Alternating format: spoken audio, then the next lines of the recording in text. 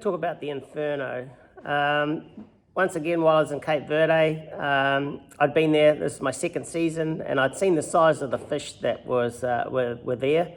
Some very, very big fish. So I wanted a lure that I could pull some very big hooks with heavy leader that didn't pull too hard, but still had a big presence and could carry the big hooks, as I say, because getting some big hooks into big fish really helps subduing them.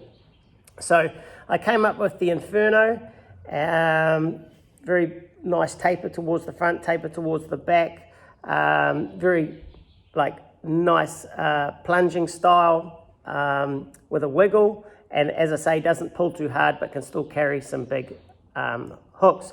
So I made this lure. I rigged it with a 700-pound leader and two 14-0 hooks, and I'd had a pretty good day one day down the end of the island. I think I'd caught 4 marlin, and it was a nice glass out afternoon. I thought, I'll put the big lure out.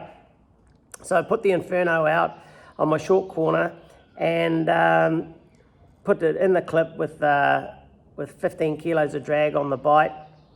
And we'd only been going along like 10 or 15 minutes, and next minute out of the clip came the Inferno, and it just slowly ticked off, and I was like, oh geez, I think we've got a bit of weed or foul hook something. And then I'm thinking it's got 15 kilos of drag on it. Anyway, I look back, and here's I'm like, oh, there's a pilot whale in the spread, and then I'm like, oh, it's a marlin, and then I'm like, that's the one that I'm hooked to, and it's trying to eat my long rigger. So I gave the boat a bit of a gun, and we came tied up on this fish, and out of the water it came. And it's the biggest fish I saw in Cape Verde. I mean, we fought it for 15 minutes, and I put it beside the boat there, and unfortunately we broke the leader on it, but it was a very, very big fish. I'd class 900 plus, maybe more. So that was the first fish I caught on the Inferno, and then the very next day I caught another one that was 700 to 800 pounds. I think I actually caught 4 or 5 fish that one charter.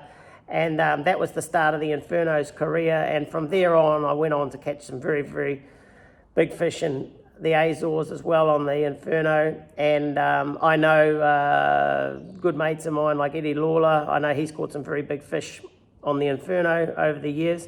But it's a great lure with a great pedigree of catching big fish. It's a great lure for your short or long corner where you want to have something really big in your spread, but you don't want it to pull too hard. The Inferno would be a really good choice.